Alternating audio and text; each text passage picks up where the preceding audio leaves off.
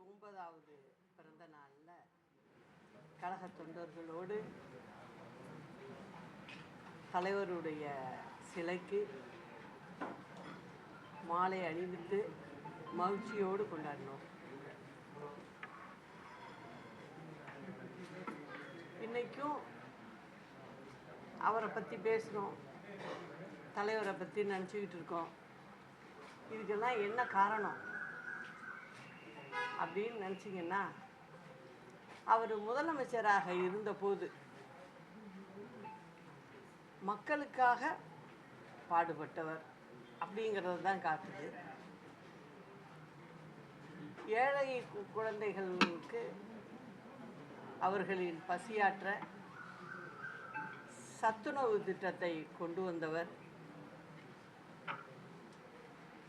எண்ணற்ற ஏழைகளுக்கு நல்ல திட்டங்களை கொடுத்து அவருடைய ஆட்சி காலத்தில் ஆட்சியை நடத்தினார். ஏழை விவசாயிகளுக்காக இலவச மின்சாரம் கொடுத்தார்.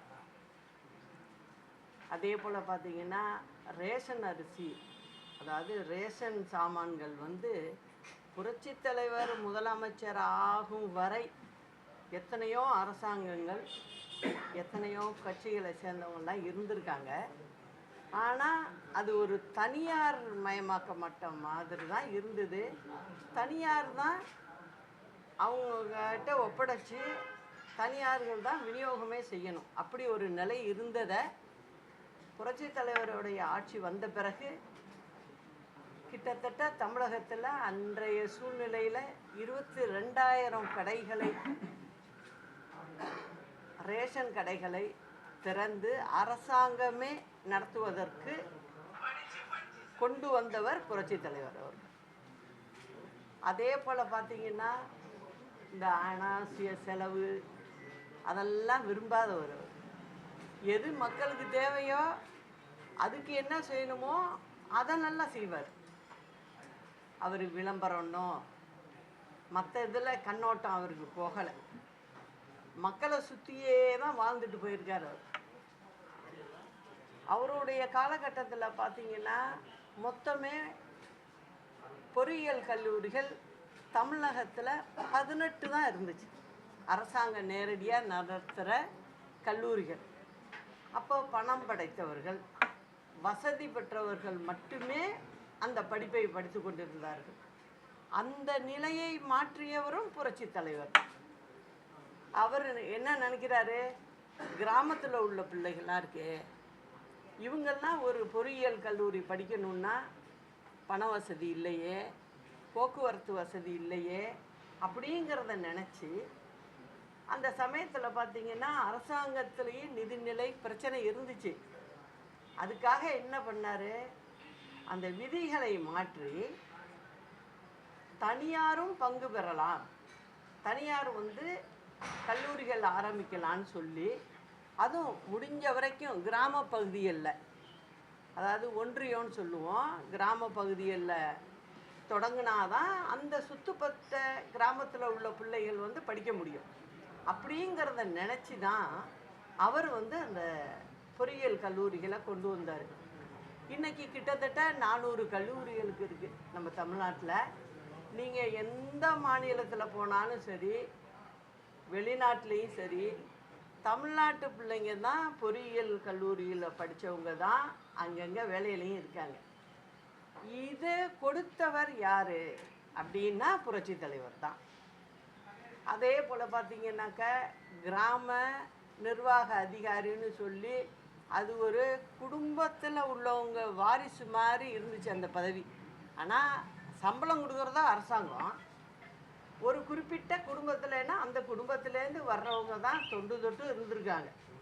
தலைவர் வந்ததுக்கு பிறகு அதையும் மாற்றி இப்போ எல்லா ஜாதிக்காரங்களும் கிராம நிர்வாக அதிகாரியாக வந்துட்டாங்க.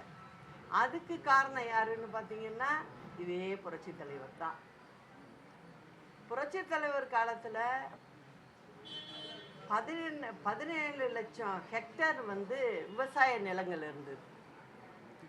அதை அவர் காலத்திலேயே அதை 70 லட்சம் ஹெக்டர் அளவுக்கு விவசாயத்தை பெருக்கி கொண்டு வர்றாரு.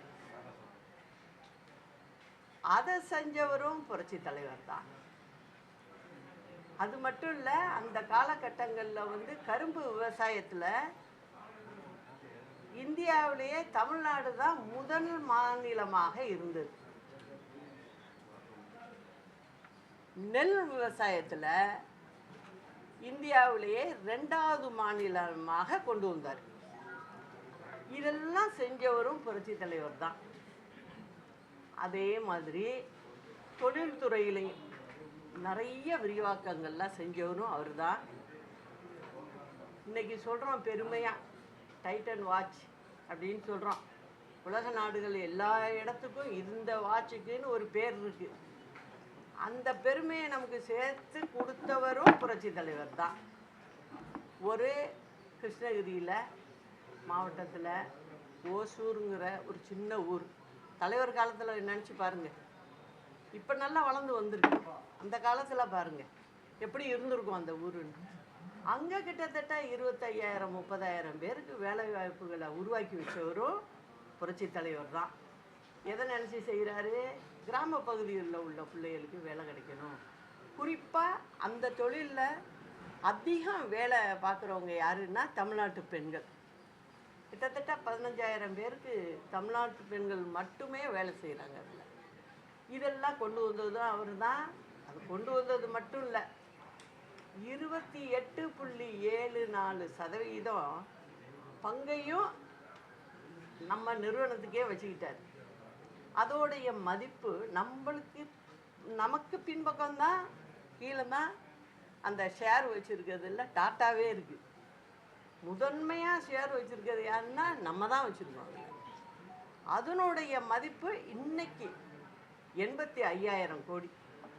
இந்த மாதிரி நம்ம மக்களுக்காக சேர்த்து வச்சுட்டு போன தலைவர். அதே மாதிரி இன்னொன்றையும் சொல்கிறேன்.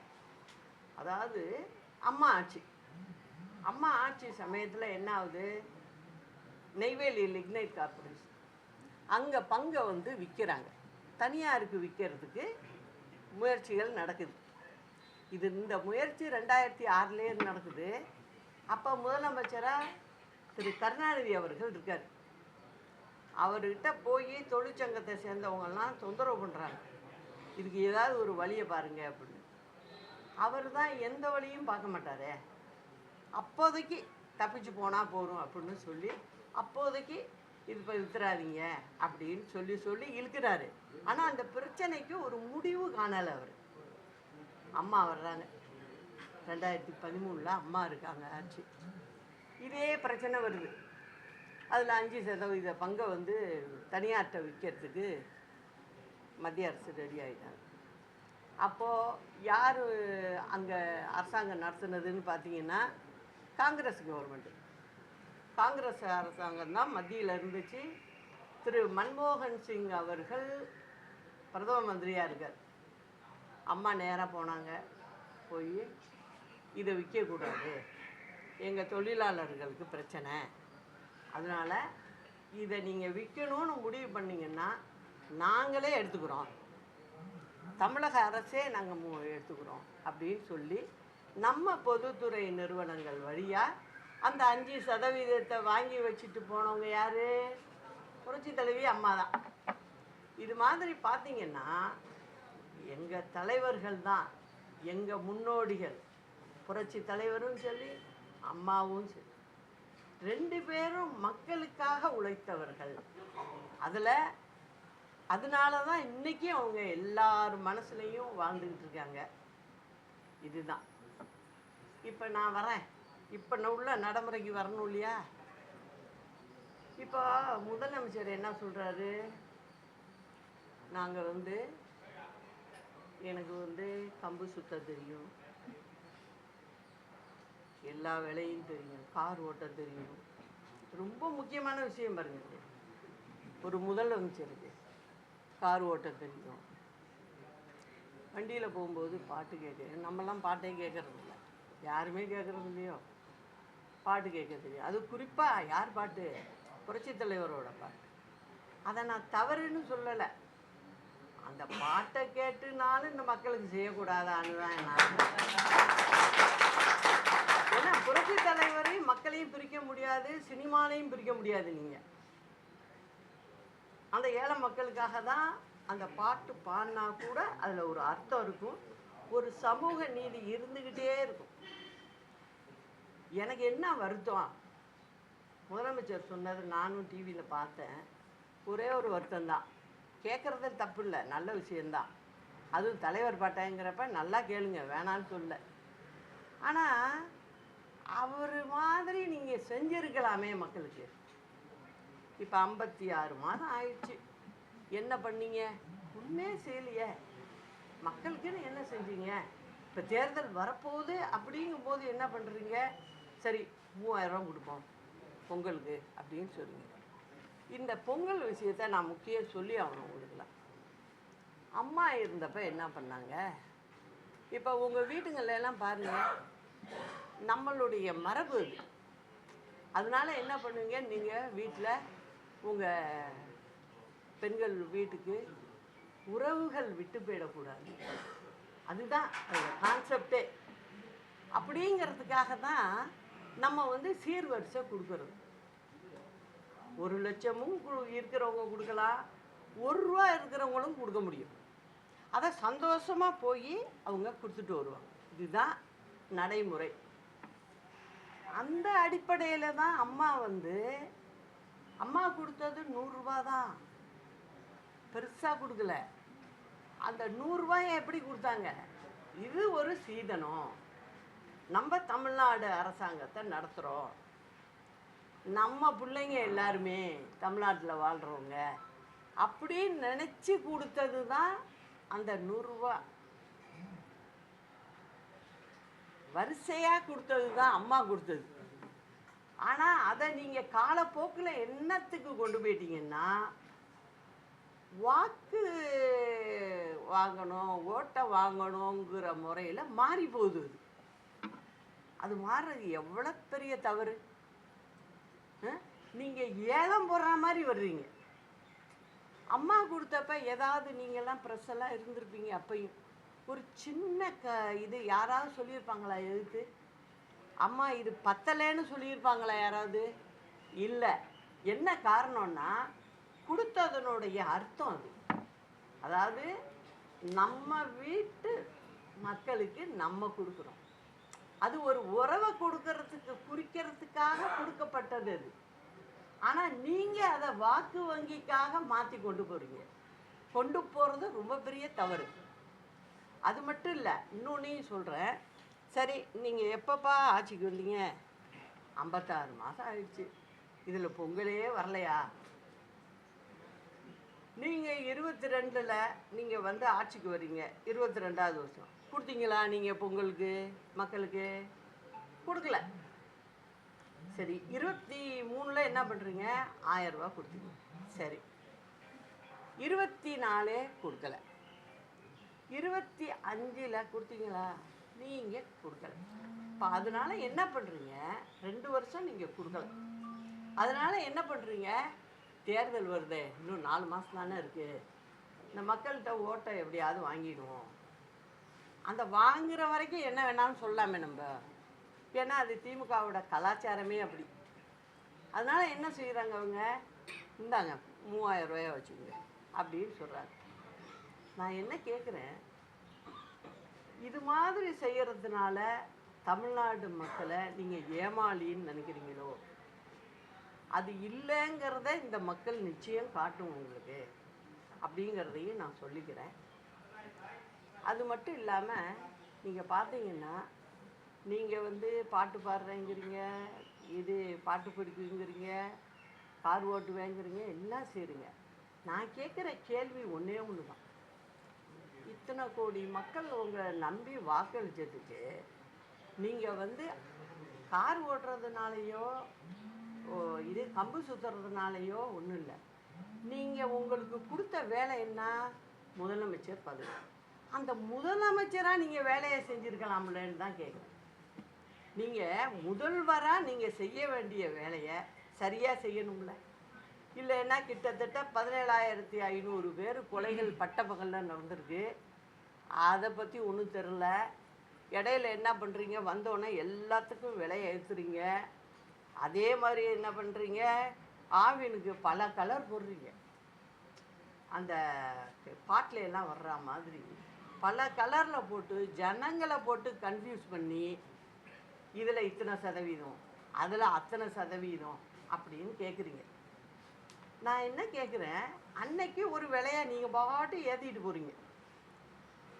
இப்போ என்ன பண்ணுறீங்க, ஆவின் விலை எல்லா சாமான்கள் வேணும் குறைக்கப்படும் அப்படிங்கிறீங்க. இது எதுக்காக? இந்த தேர்தலை நோக்கி தான். ஆக தேர்தல் பக்கத்தில் வரும்போது உங்களால் குறைக்க முடியுது. நான் என்ன கேட்குறேன், இதை நீங்கள் முதலே ஒழுங்காக செஞ்சுருக்கலாம்ல, ஏற்றாமல் இருந்திருக்கலாம்ல. உங்கள் நிர்வாகத்தில் நிறைய ஓட்டைகள் இருக்கு. நிர்வாகத்தை நீங்கள் சரி பண்ணாலே ஜனங்க தலையில் போய் இந்த கணத்தை தூக்கி வைக்க வேண்டிய அவசியம் இல்லை.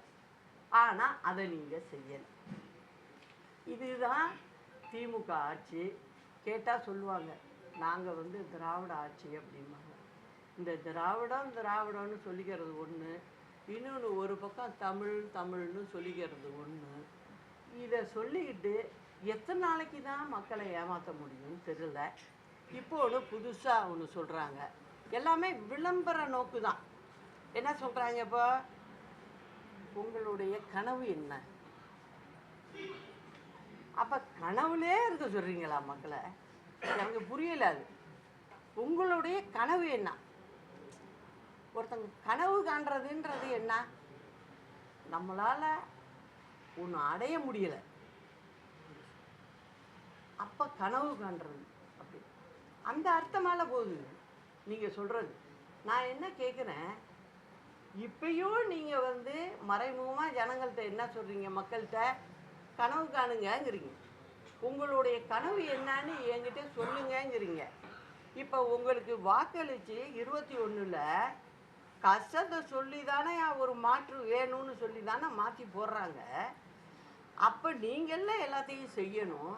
அதை விட்டுட்டு இப்போ போய் புதுசாக உங்கள் கனவு என்ன, அதை நாங்கள் சரி பண்ணுறோன்னு சொல்லி அந்த திட்டத்துக்குள்ளேயும் ஒரு சூது இருக்குது. அதையும் சொல்கிறேன். அதை ஒரு தனியார் கம்பெனிகிட்ட கொடுக்குறாங்க அந்த வேலையை. ஏன்னா உங்கள் மனசில் என்ன கனவு இருக்குதுன்னு அவங்க தெரிஞ்சுக்கிட்டு போய் சொல்லணுமா. யார்? தனியார் கம்பெனி போய் சொல்லணும்.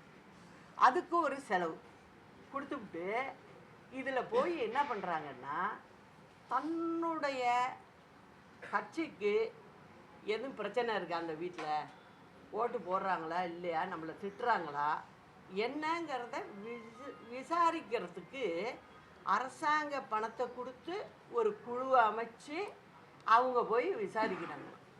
நான் என்ன கேட்குறேன், இது நீங்கள் வெளியில் எங்கேயாவது இருந்துக்கிட்டு ஒரு புதுசாக ஒரு தமிழ்நாட்டை பார்க்குறோம், அங்கே என்ன நடக்குதுன்னு தெரியலையே அப்படின்னு தெரிஞ்சுக்கிற மாதிரி இல்லை. உங்கள் கையில் ஆட்சி இருக்குது. ஆட்சி இருக்கும்போது மக்களுடைய குறைகள் என்ன, மக்கள் என்ன நினைக்கிறாங்க அப்படிங்கிறத தெரிஞ்சுக்கிட்டு செய்கிறவங்க தான் ஒரு அரசாங்கம். அது இல்லாமல் உங்களுக்கு எதுவும் கனவு இருக்கா, அந்த கனவையும் நாங்கள் நிறைவேற்றுவோம். எதுக்குமே திமுகவில் ஒன்று பார்த்தீங்கன்னா முடிவே இருக்காது. ஒன்று சொல்லி அப்படியே காலத்தை கழித்து 5 வருஷத்தை ஓட்டி திருப்பி அடுத்த 5 வருஷத்துக்கு என்ன அஸ்திவாரம் போடலாம், என்னத்தை சொல்லலாம், இந்த மக்களை ஏமாற்றலாம் அப்படின்னு சொல்லிட்டு நீங்கள் ஏமாற்றிக்கிட்டு போகிறீங்க. இது எதையும் நாங்கள் நடக்க விட மாட்டோம். எல்லாரும் நினைக்கலாம், அதாவது இது எப்படி அங்கே பெரிய கூட்டணி இருக்கே அப்படின்னு. நிச்சயமாக அதுவும் அதுதான் நான் சொல்லிக்கிறேன்.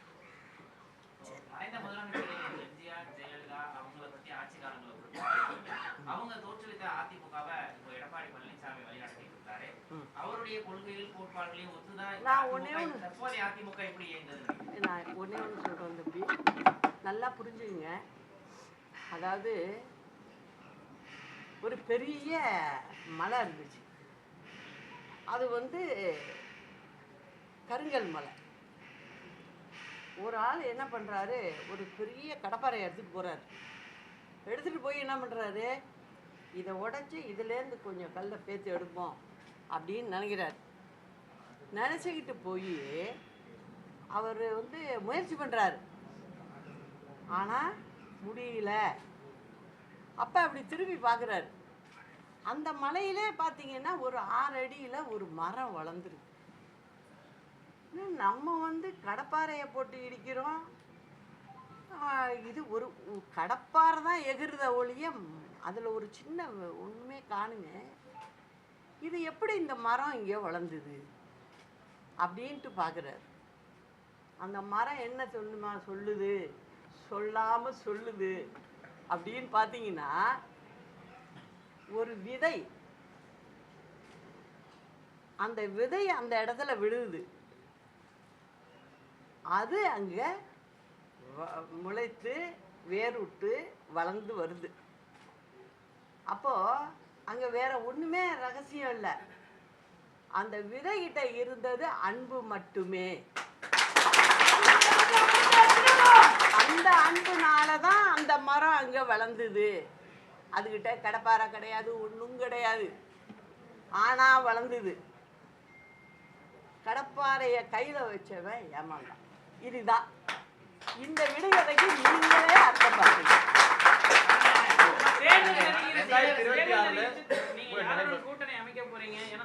நான் தான் இப்போ சொல்லிட்டேன்ல, இந்த கதையில் எல்லாமே இருக்கு.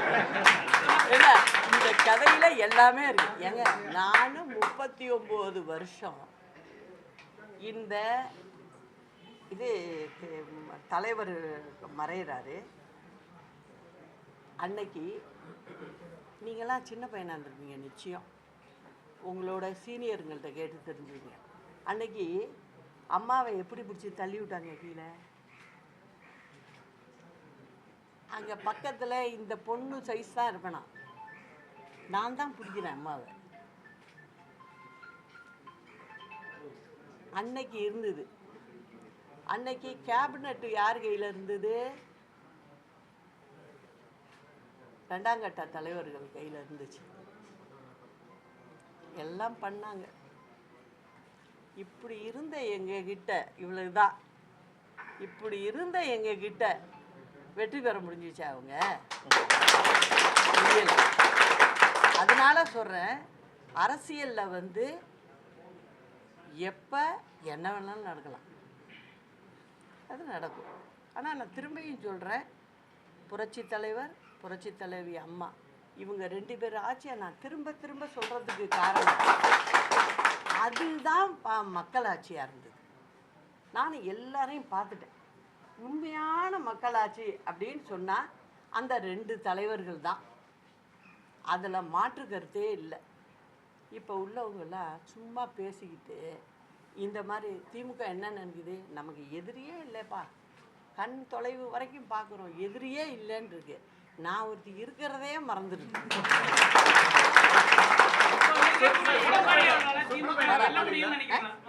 சரி, சீக்கிரம் உங்களெல்லாம் நான் தனியாக போகிறேன். உங்களெல்லாம் கூப்பிட்டு எல்லாரும் வாங்கப்பா, எடுங்க, பப்ளிக் ரியாக்ஷனை பாருங்கள் என்னன்னு நீங்களே போடக்கூடிய நேரம் மிக விரைவில் வரும்.